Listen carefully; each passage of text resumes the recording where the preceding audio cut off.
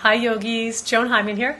So I want to talk about the yamas, and the yamas are part of Ashtanga Yoga, the 8 limbs, which give us a path on how to live life in a more enlightened way. So when we look at the yamas are how we behave in the world, and they're also known as our restraints and things that we shouldn't necessarily do in society, and also things that we should observe about ourselves.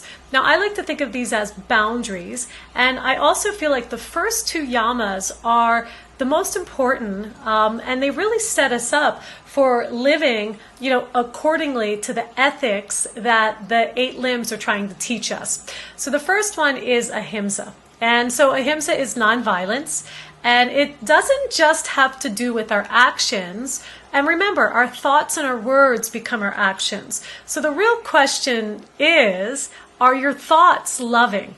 Do you think about yourself in a loving way? Because usually when we're hurt, we hurt other people through our words, through our thoughts, and ultimately through our actions. And when I teach this, I often ask students, if that voice inside of your head was a person, would you want to live with that person? And 9 out of 10 students say no.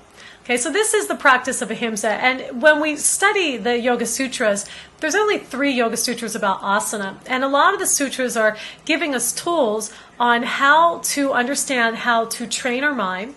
So there's more compassion, there's more quietness, there's more calm, there's more ease. And when we can find that place, a lot of times we're able to reside in our heart. Now, the second one is Satya, and Satya is our truth. Now, there's also a saying, is it kind? Is it necessary? And is it truthful? And if we think of the reason why people lie, it's usually because they're not feeling good about themselves. And that goes back to Ahimsa.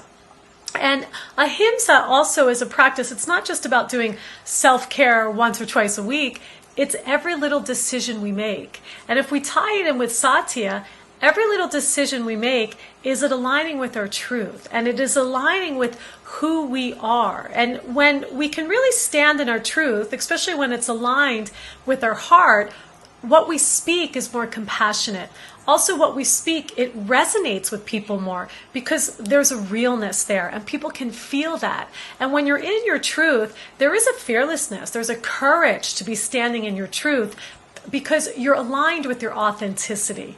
And in order to get that, we have to be able to have a positive relationship with ourselves and set these boundaries that the yamas are trying to teach us. Okay, so that's it for now. Nice and short and sweet. Let me know if you have any questions or comments, and I hope this little short video inspires you to think in a kinder way to yourself and to also align your actions and your decisions with more truth. Namaste.